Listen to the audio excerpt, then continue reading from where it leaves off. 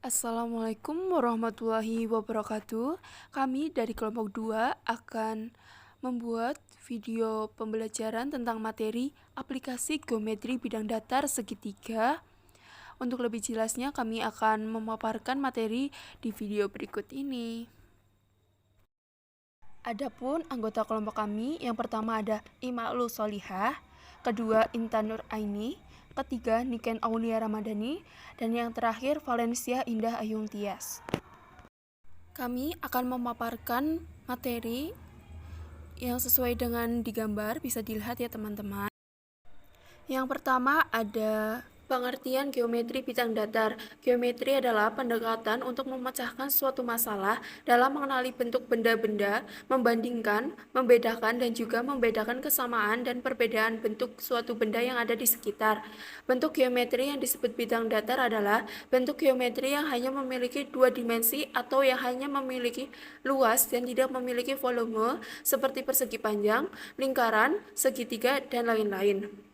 Untuk selanjutnya, konsep geometri bidang datar. Pada geometri, konsep bangun datar adalah suatu permukaan datar yang memanjang pada dua dimensi tetapi tidak memiliki ketebalan, sehingga untuk memvisualisasikan bangun datar masih tergolong sulit karena tidak ada yang bisa digunakan.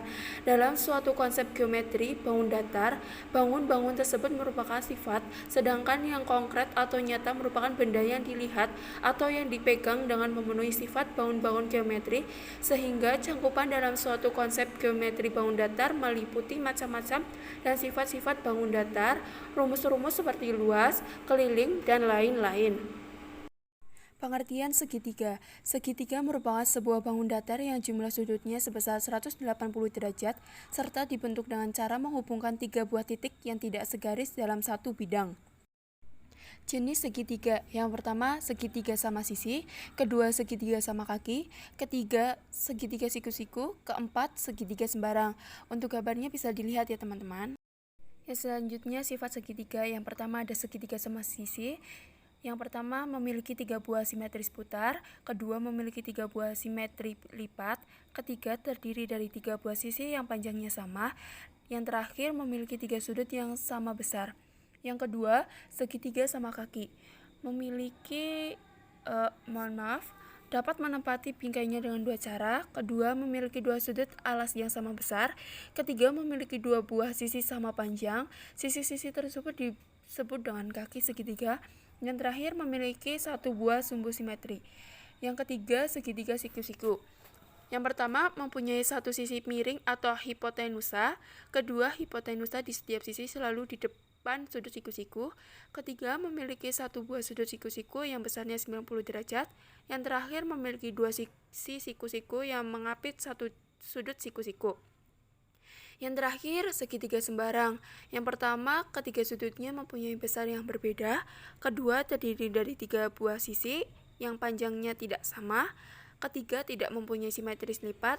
Dan yang terakhir, hanya memiliki satu buah simetri putar. Selanjutnya, kekongruenan dan kesebangunan segitiga. Yang pertama, kekongruenan pada segitiga. Secara geometris, dua segitiga yang kongruen adalah dua segitiga yang saling menutupi dengan tepat. Sifat dua segitiga kongruen tersebut yaitu: yang pertama, pasangan sisi yang bersesuaian sama panjang. Kedua, sudut yang bersesuaian sama besar. Segitiga dapat dikatakan kongruen manakala dapat memenuhi syarat yakni sebagai berikut. Yang pertama, tiga sisi yang bersesuaian sama besar, sisi, sisi, sisi. Yang kedua, sudut dan dua sisi yang bersesuaian sama besar, sisi, sudut, sisi. Dan yang ketiga, satu sisi apit dan dua sudut yang bersesuaian sama besar, sudut, sisi, sudut. Untuk lebih jelasnya bisa dilihat di gambar. Kesebangunan pada segitiga. Segitiga dapat dikatakan sebangun ketika memiliki sifat yang sama yakni sebagai berikut. Perbandingan antara sisinya sama besar dan bersesuaian sama besar. Besar sudut yang bersesuaian sama. Contoh, kedua segitiga di samping dikatakan sebangun karena: yang pertama, perbandingan antara sisinya sama besar dan sesuai sama besar, yaitu AC per PR sama dengan 4/2 sama dengan 2/1, AB per PQ sama dengan 4/2 sama dengan 2/1, BC per QR sama dengan 4/2 sama dengan 2/1. Jadi AC per PR sama dengan AB per PQ sama dengan BC per QR. Yang kedua, besar sudut-sudut yang bersesuaian sama, yaitu sudut A sama dengan sudut P, sudut B sama dengan sudut Q, sudut C sama dengan sudut R. Pengaplikasian geometri bidang datar segitiga. Yang pertama, teorema Pythagoras. Dalam segitiga siku-siku, kuadrat panjang sisi miring sama dengan jumlah kuadrat panjang kedua sisi siku-sikunya. Bisa dilihat gambar di bawahnya. Jika dalam sebuah segitiga siku-siku, A dan B masing-masing menyatakan panjang kedua sisi siku-sikunya dan C menyatakan panjang sisi miringnya, maka berlaku C kuadrat sama dengan A kuadrat plus B kuadrat. Kedua, kebalikan teorema Pythagoras. Jika dalam suatu segitiga, kuadrat panjang salah satu sisi sama dengan jumlah kuadrat panjang kedua sisi yang lain, maka segitiga tersebut merupakan segitiga siku-siku. Ketiga, triple Pythagoras. Perangkat A, B, C dari tiga bilangan asli disebut triple Pythagoras jika kuadrat dari bilangan yang terbesar sama dengan jumlah kuadrat dua bilangan yang lain. Jika pada triple Pythagoras A, B, C, ketiga elemennya berupa bilangan asli yang faktor persekutuan terbesarnya adalah 1, maka A, B, C disebut triple Pythagoras primitif. 3, 4, 5, 12, 13 adalah contoh dua triple Pythagoras primitif, sedangkan 15, 20, 25, 10, 24, 26 masing-masing bukan triple Pythagoras primitif. Keempat, teorema proyeksi segitiga miring. Dari teorema Pythagoras dapat diturunkan teorema proyeksi pada segitiga miring, yaitu segitiga yang bukan segitiga siku-siku. A. Teorema proyeksi untuk sisi di depan sudut lancip. Dalam suatu segitiga, kuadrat panjang sisi yang berhadapan dengan sudut lancip sama dengan jumlah kuadrat panjang kedua sisi yang lain, dikurangi dengan 2 kali hasil kali panjang salah satu sisi dengan panjang proyeksi sisi lain ke sisi tersebut. Bisa dilihat gambar di sampingnya. Yang kedua, teorema proyeksi untuk sisi di depan sudut tumpul. Dalam suatu segitiga, kuadrat panjang sisi yang berhadapan dengan sudut tumpul sama dengan jumlah kuadrat panjang kedua sisi yang lain, ditambah dengan 2 kali hasil kali panjang salah satu sisi dengan panjang proyeksi sisi lain ke sisi tersebut. Bisa dilihat gambar di sampingnya.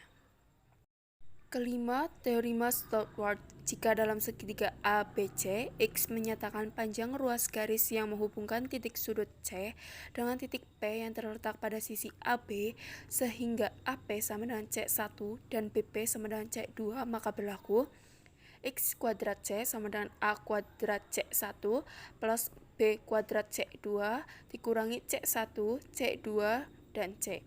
Dengan teorema Stopford tersebut memungkinkan kita untuk menentukan panjang ruas garis yang menghubungkan salah satu titik sudut dari sebuah segitiga dengan sembarang titik pada sisi depannya, jika letak titik tersebut dan panjang ketiga sisi segitiga tersebut diketahui.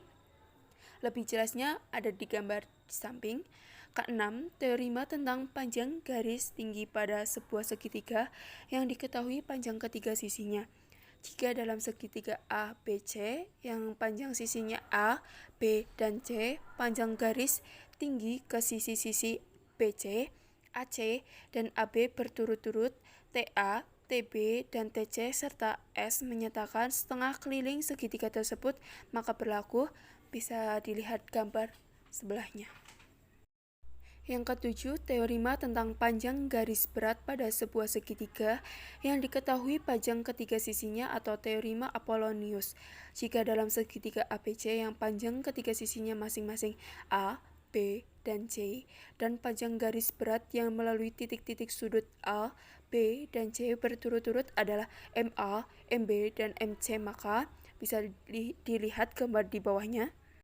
Yang kedelapan, teorema tentang panjang garis bagi dalam pada sebuah segitiga yang diketahui panjang ketiga sisinya. Jika dalam segitiga A, B, C yang panjang sisinya masing-masing A, B, dan C diketahui garis-garis Garis bagi dalam A, CB memotong sisi LB atas bagian-bagian yang panjangnya C1 dan C2 serta panjang garis bagi dalam tersebut dinyatakan dengan DC, maka berlaku. Bisa dilihat di bawahnya. Yang terakhir ada teorema tentang panjang garis bagi luar pada sebuah segitiga yang diketahui panjang ketiga sisinya. Jika dalam segitiga A, B, C yang panjangnya sisi-sisinya masing-masing A, B, dan C diketahui garis bagi luar ABC memotong sinar garis BA memuat sisi AB pada titik D dengan D, A, B, A di antara D dan B sedemikian sehingga A, B sama dengan C, AD sama dengan C1 dan BD sama dengan C2 serta garis bagi luar tersebut adalah CD yang dilambangkan dengan DC, maka berlaku. Bisa dilihat gambar di sampingnya agar lebih jelasnya. Demikian yang dapat kami sampaikan, kurang lebihnya kami memohon maaf atas keliruan atau salah perkataan yang kami lakukan dengan sengaja maupun tidak sengaja. Wassalamualaikum warahmatullahi wabarakatuh.